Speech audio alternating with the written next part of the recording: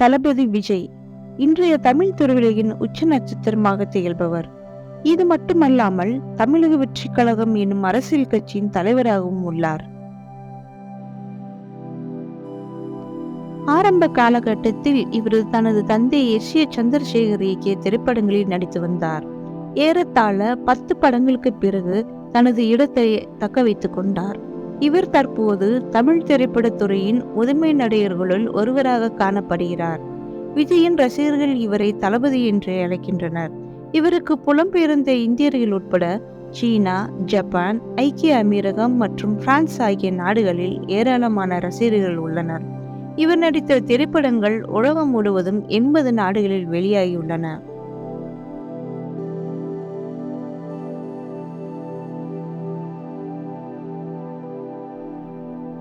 விஜய் தனது 10வது வயதில் 1984 வெளியான வெற்றி என்ற திரைப்படத்தில் குழந்தை நட்சத்திரமாக அறிமுகமானார். தனது தந்தை எஸ்.ஏ. சந்திரசேகர் இயக்கி 1988 வெளியான இது எங்கள் நீதி திரைப்படம் வரை குழந்தை நட்சத்திரமாக தொடர்ந்து நடித்தார். பின்னர் தனது 18ஆம் வயதில் தன் தந்தை இயக்கி 1992 வெளியான நாளை தீர்ப்பு படத்தின் மூலம் முதன்முறையாக கதாநாயகனாக அறிமுகமானார். ஆனால் விக்ரமன் இயக்கி 1996 வெளியான பூவே உனக்காக திரைப்படம் தான் இவருக்கு திருப்புமுனையாக அமைந்தது. இன்று வரை விஜய் கதாநாயகனாக 60க்கும் மேற்பட்ட திரைப்படங்களில் நடித்துள்ளார். விஜய் 1974ஆம் ஆண்டு ஜூன் 22ஆம் தேதி எஸ்.ஏ. சந்திரசேகர் மற்றும் ஷோபா தம்பதிக்கு மகனாக பிறந்தார். இவரது இயற்பெயர் ஜோசப் விஜய். இவரது தந்தை எஸ்.ஏ. சந்திரசேகர் ஒரு திரைப்பட இயக்குனர், தாயார் ஷோபா ஒரு பின்னணி பாடகி என்பது நம் அனைவரும் அறிந்தது. சிறு வயதில் அதிகம் பேசக்கூடியவராகவும் குறும்புத்தனங்கள் செய்பவராகவும் மற்றும் விளையாட்டுத்தனம் அதிகம் உள்ளவராகவும் இருந்துள்ளார். தங்கை வித்யாவின் இழப்பு இவரை பெரிதும் பாதித்தது. அவரின் இழப்பிற்கு பிறகு மிகவும் அமைதியானவராக மாறிவிட்டார். இவரது தங்கை வித்யாவின் கதை 2005ஆம் ஆண்டு வெளியான சுக்கிரன் திரைப்படத்தில் சொல்லப்பட்டிருக்கும். இப்படத்தில் விஜய் ஒரு சிற்ப தோற்றத்தில் நடித்திருந்தார் என்பது குறிப்பிடத்தக்கது.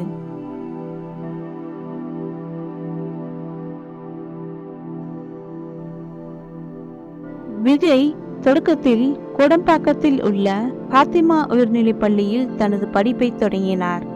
பின்னர் விருகம்பாக்கத்தில் உள்ள பாலலோக் மேல்நிலைப் பள்ளியில் சேர்ந்து படித்தார்.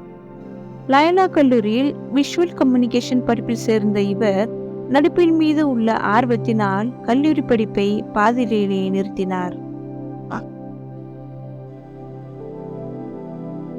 பிரிட்டனில் பிறந்த இலங்கை தமிழரான சங்கீதா சொர்ணலிங்கத்தை 1999ஆம் ஆண்டு திருமணம் செய்தார். இவர்களது திருமணம் இந்து மற்றும் கிறிஸ்தவ ஆகிய இரு முறைப்படியும் நடந்தது. இவர்களுக்கு ஜேசன் சஞ்சய், திவ்யா சாஷா என்ற 2 குழந்தைகள் உள்ளனர். இவர் விஜயகாந்துடன் செந்திரபாண்டி படத்திலும், ராஜாவின் பார்வையிலே படத்தில் அஜித் குமாருடனும், ஒன்ஸ் மோர் படத்தில் நடிகர் திலகம் சிவாஜி கணேசனுடனும், மணிரத்னம் தயாரித்து வசந்த் இயக்கிய நேருக்கு நேர் படத்தில் நடிகர் சூர்யாவுடனும் நடித்துள்ளார். ரசிகன் படத்தில் இளைய தளபதி என்ற அடைமொழி இவருக்கு வழங்கப்பட்டது.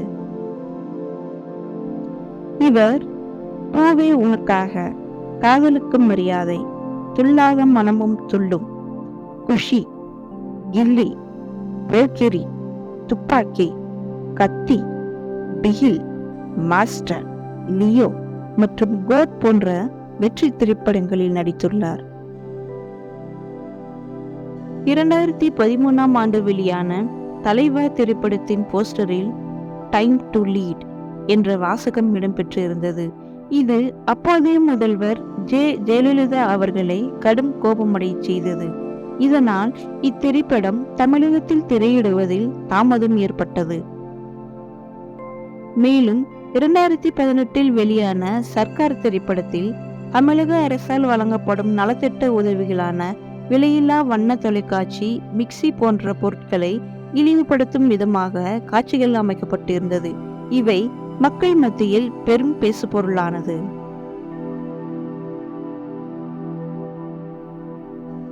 திரைப்படங்கள் மட்டுமல்லாமல் பல விளம்பர படங்களிலும் நடித்துள்ளார்.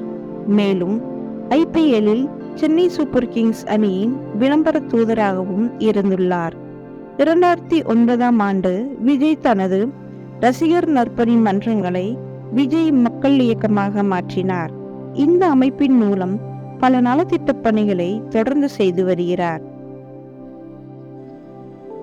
மேலும் தமிழகத்தில் உள்ள 234 சட்டமன்ற தொகுதிகள் வாரியாக 10 மற்றும் 12ஆம் வகுப்பில் முதல் 3 இடங்களை பிடித்த மாணவர்களுக்கு கல்வி நலத்திட்ட உதவிகளை செய்து வருகிறார்.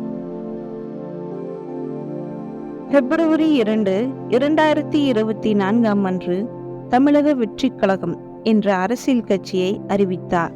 எனினும் இவ்வாண்டு நடைபெற்ற நாடாளுமன்ற தேர்தலில் தனது கட்சி போட்டியிடாது என்றும் வேறு எந்த கட்சியினருக்கும் தனது ஆதரவு கிடையாது என்ற அரசியல் நிலைப்பாட்டையும் எடுத்திருந்தார். மேலும் தமிழக வெற்றி கழக செயலியை அறிமுகப்படுத்தி உறுப்பினர்கள் சேர்க்கை தொடர்ந்து நடைபெற்று வருகிறது. ஆகஸ்ட் 22, 2024ஆம் ஆண்டு தமிழக வெற்றி கழகத்தின் கொடியை அக்கட்சியின் தலைவரான விஜய் அவர்கள் அறிமுகம் படுத்தினார். 2026ஆம் ஆண்டு நடைபெற உள்ள சட்டமன்ற தேர்தலில் போட்டியிட்டு ஆட்சி அமைக்க வேண்டும் என்ற முனைப்புடன் முழுமூச்சில் செயல்பட்டு வருகின்றனர். தற்போது திரைக்கிழந்து வெற்றிகரமாக ஓடிக்கொண்டிருக்கும் கோட் திரைப்படத்தில் CM 2026 என்ற பதிவெண் கொண்ட வாகனத்தை குறியீடாக பயன்படுத்தியிருந்தார். திரைப்படத்தில் அளித்த பேராதரவை அரசியல் களத்திலும் தமிழக மக்கள் கொடுப்பார்களா? பொறுத்திருந்து பார்ப்போம். நன்றி.